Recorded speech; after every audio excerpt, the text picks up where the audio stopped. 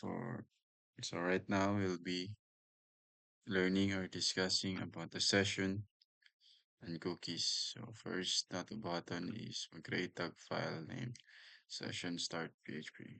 First is magbuhat sa og file na masulod ni sila tanan.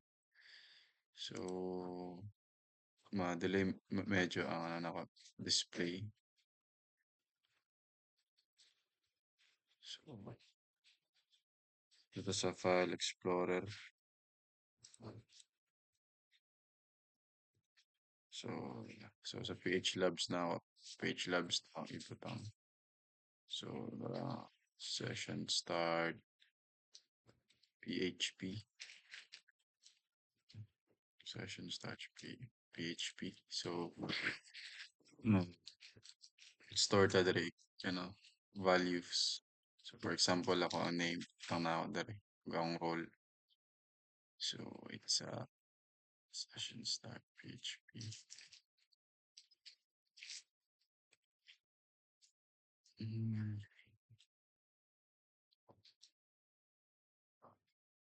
so,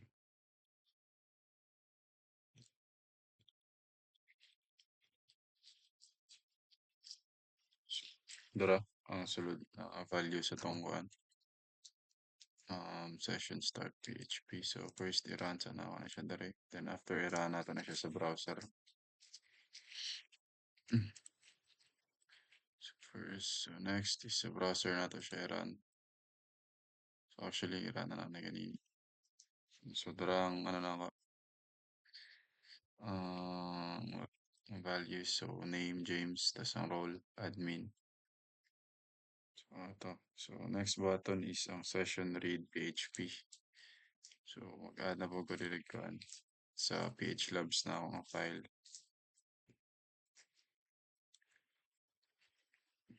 So, okay.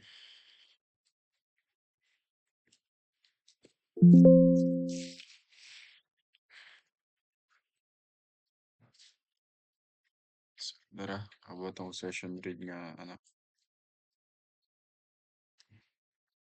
file. So, next is so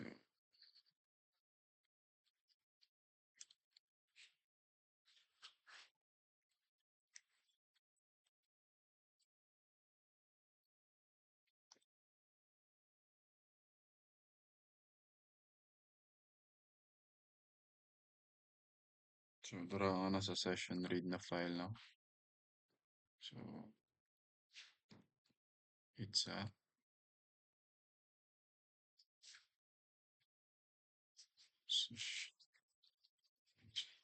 dara na is magbuhat mag-create another file. So first ilan sa natin eh. So next create session destroy. So medyo delay ang pag na ako sa screen. Session destroy PHP.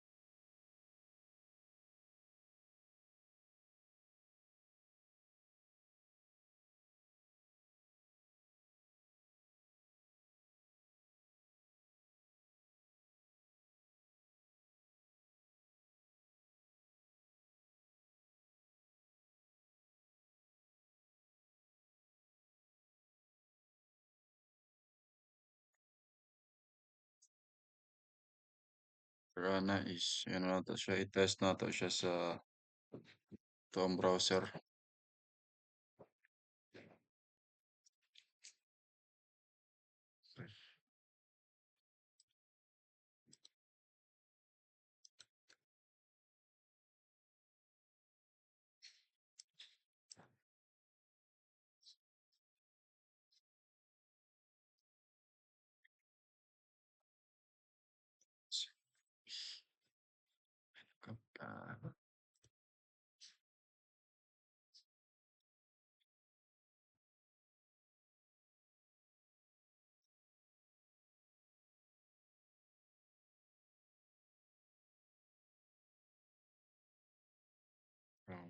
dara ang result.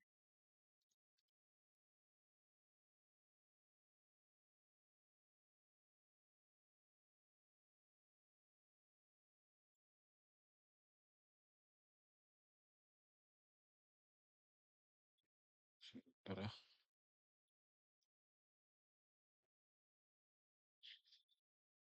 dara session data. So, ano na to, read na. So, next button natin is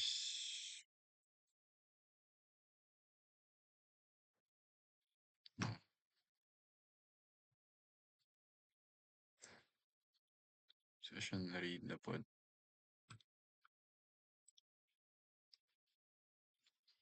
So, dara.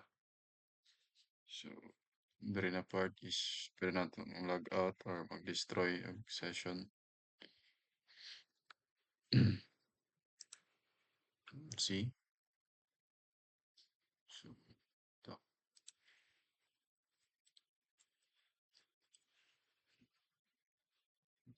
Log out or destroy session. So, next button is so part 3. So working with cookies. So next buhat ko set cookie. Set cookie nga PHP. So balik na punta sa file explorer. So bari buhat na punta implement sa set cookie PHP.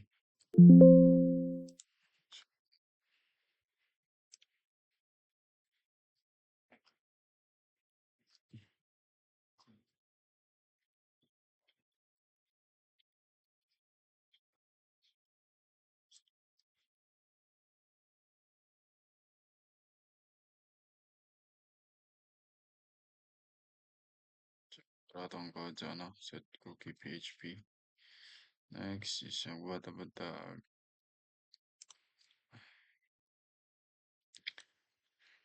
read cookie nga PHP. PHP file.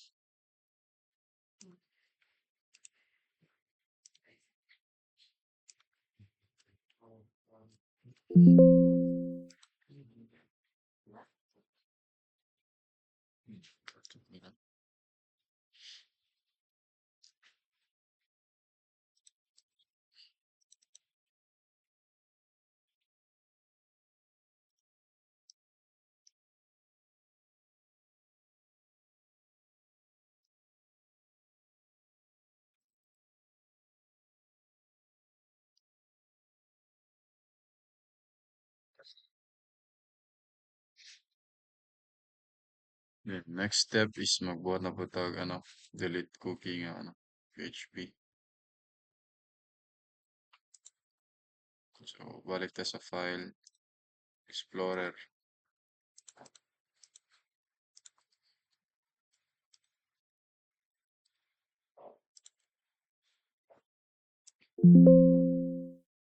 Tara.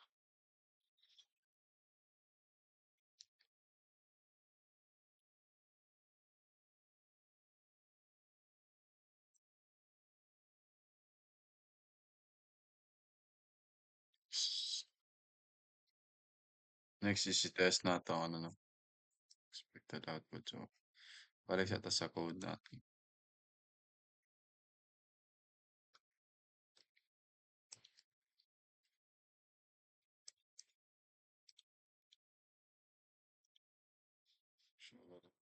So auto na silang i-test natin sa auto ang browser.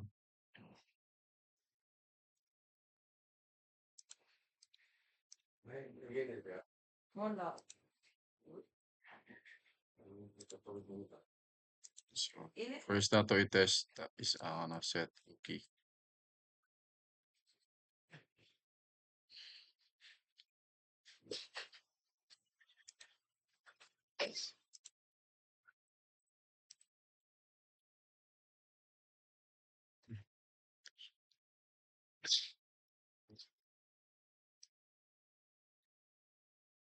Para.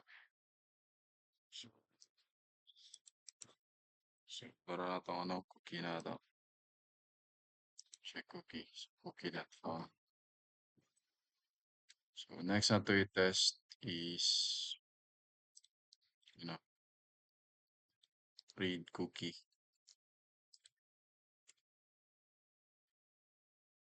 So see, cookie not found. Okay, delete mo na ito kanina.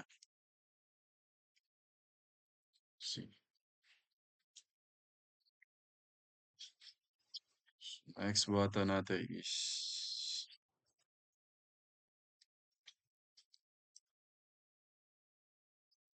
part 4. So, anong security considerations. So, research and write 5 notes or short explanations inside a PHP command. And then talk about why session would generate ID matters. So, ano na siya guys? So, why does session generate ID matters? So, this function creates a new session ID after login, meaning it helps prevent session fixation attack, where attackers try to reuse an old session ID. So next is why cookies should not store password. So cookies are stored in the user's browser and can be accessed or stolen, meaning storing password in cookies is unsafe because attackers can read them if the cookie is compromised. Next, what does XSS means and how it threatens cookies? So XSS stands for cross-site scripting, and it allows attackers to inject malicious JavaScript that can steal cookies or session data from the users. Next is the importance of HTTP only flag. So it's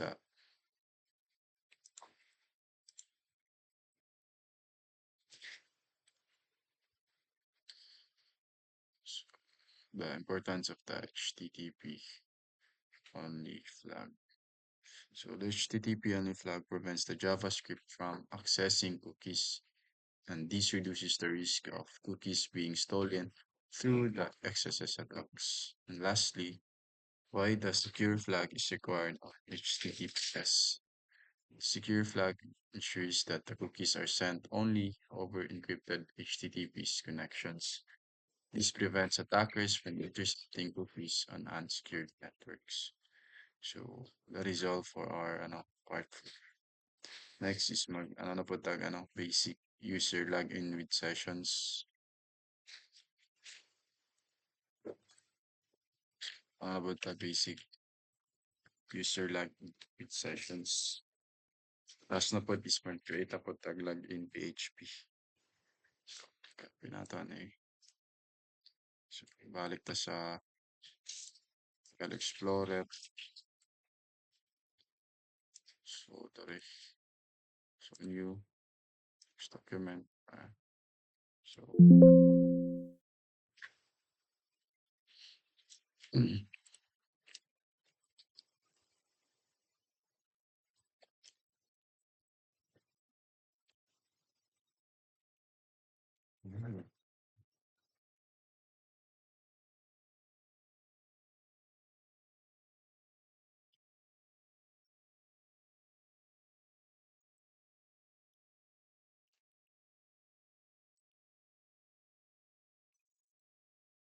next is mag-create po tag login process na file.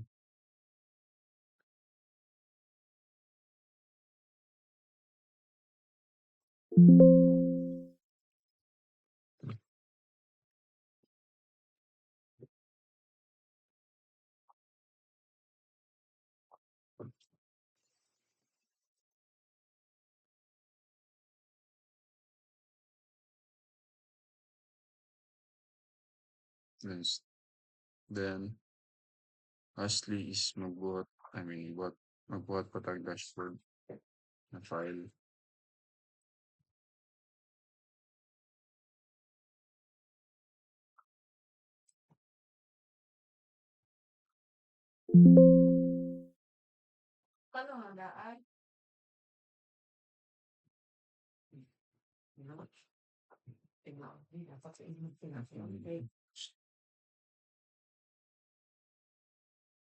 So, tara.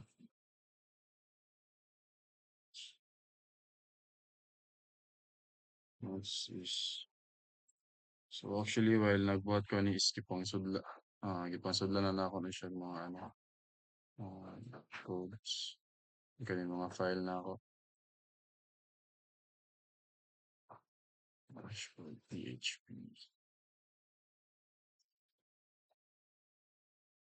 Lastly, buhatag, ano na po, log out. So, morning last na ito, buhatag ang log out PHP.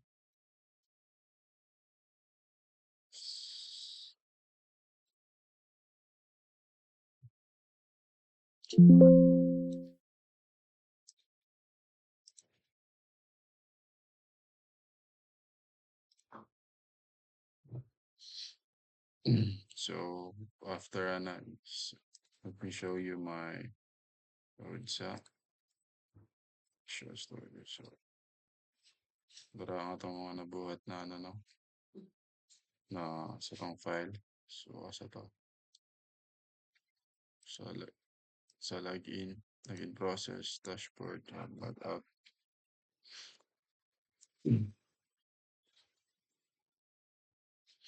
So, next na ito button is i-test na ito sa browser.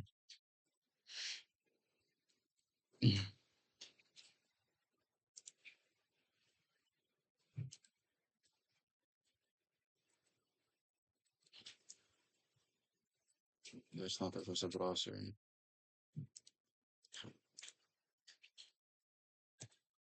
So,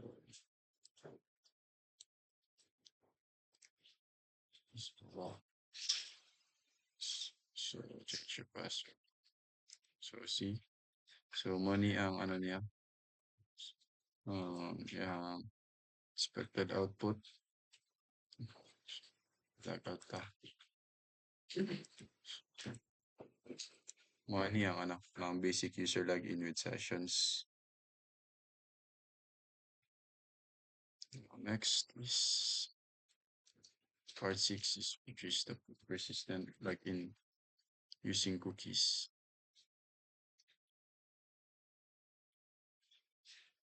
So, diri sa part 6,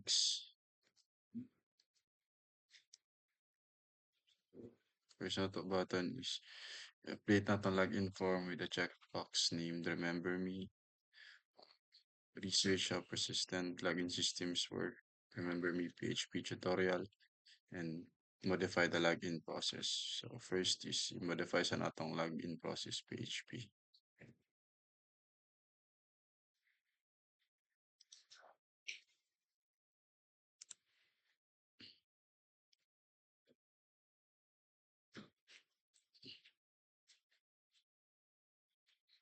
So sa login process.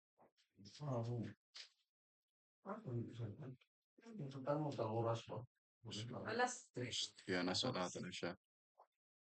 I-modify sa natin siya.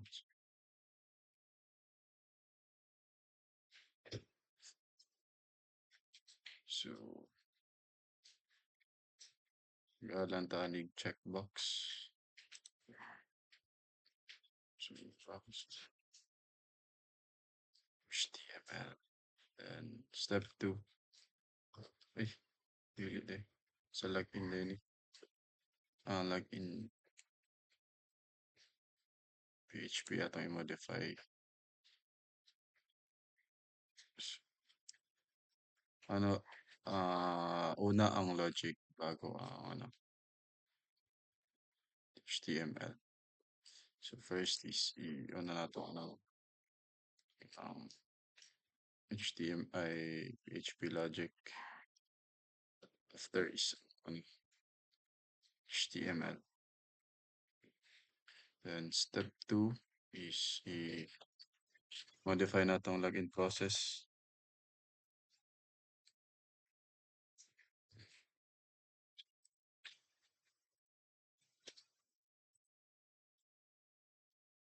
So, naka-modify na ang itong login process. Then step 3 is i-update ang logout.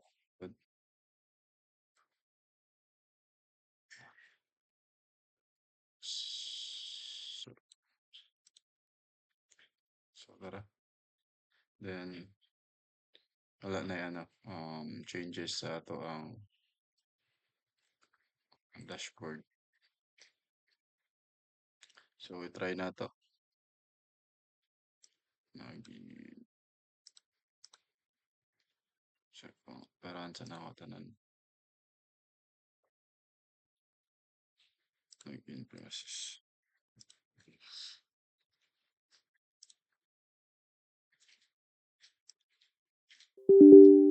Ay, cancel.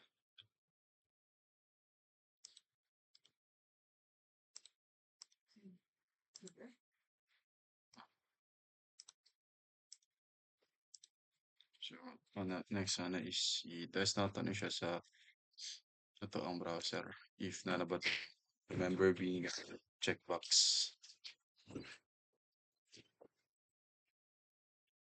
So,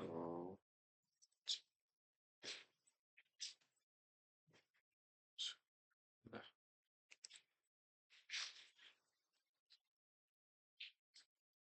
ay, balik.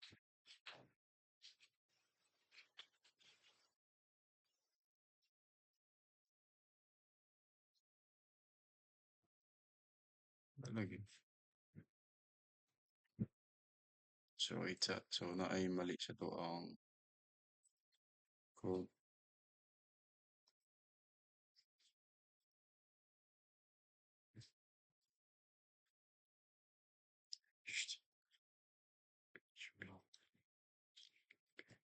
HB.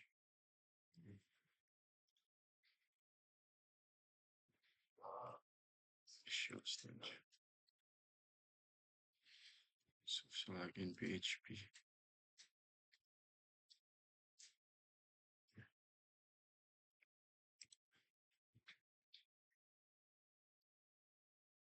Set. Then select in process.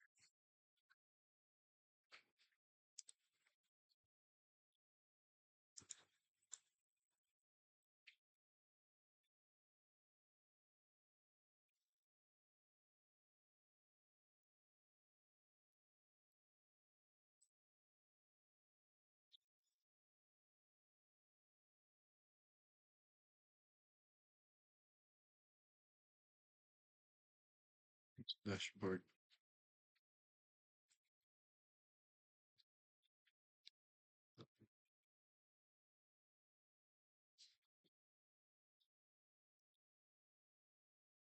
Select out. Select out.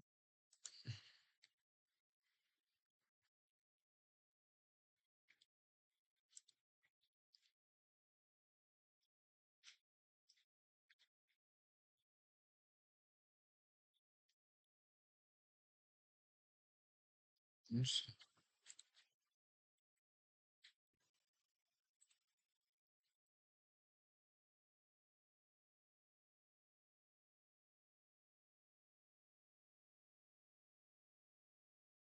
Still without select parameter.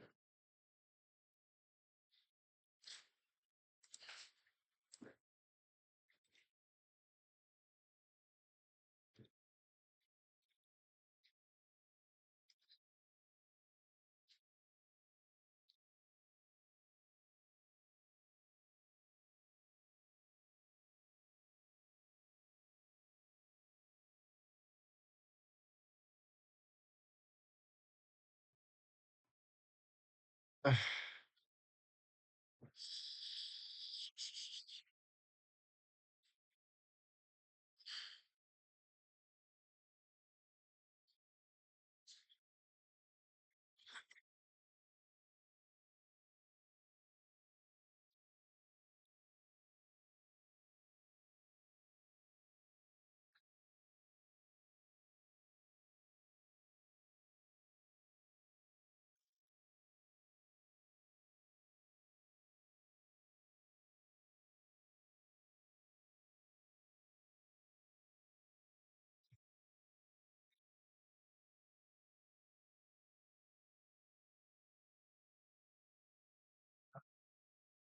PHP.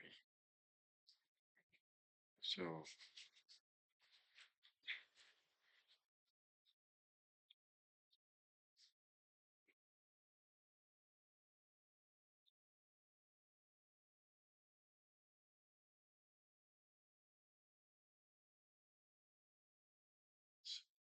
login.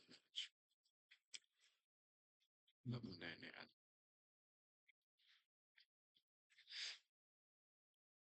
Ah,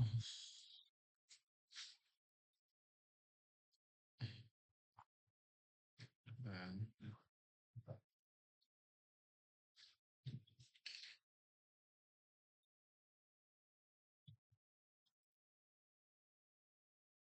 Then ito ang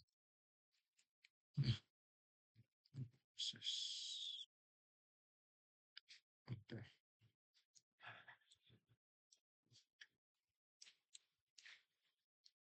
So log out.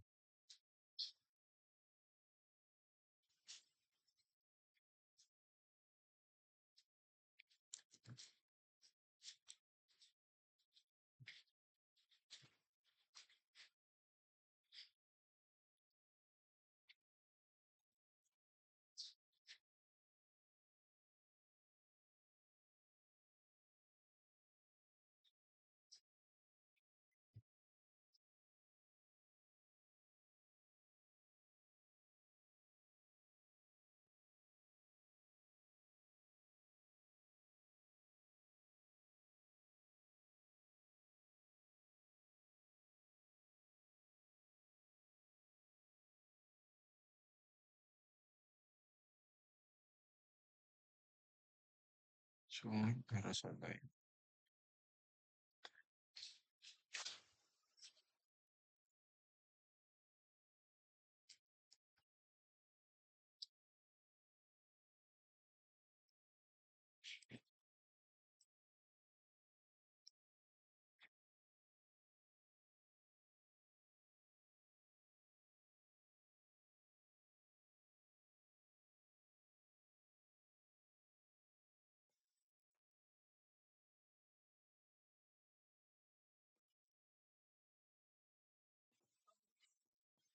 HP code.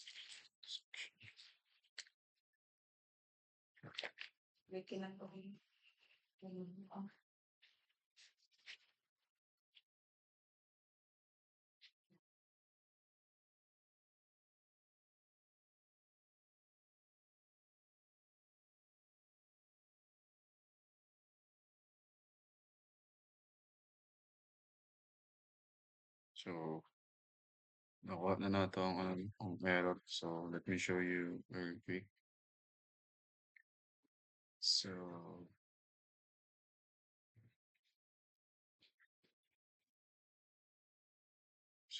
wala. So, as you can see, is na anay checkbox. Remember me. Remember me nga checkbox. Login. So, okay. Remember me. See? So, to ang ano sa to ang ano sa to session and cookies.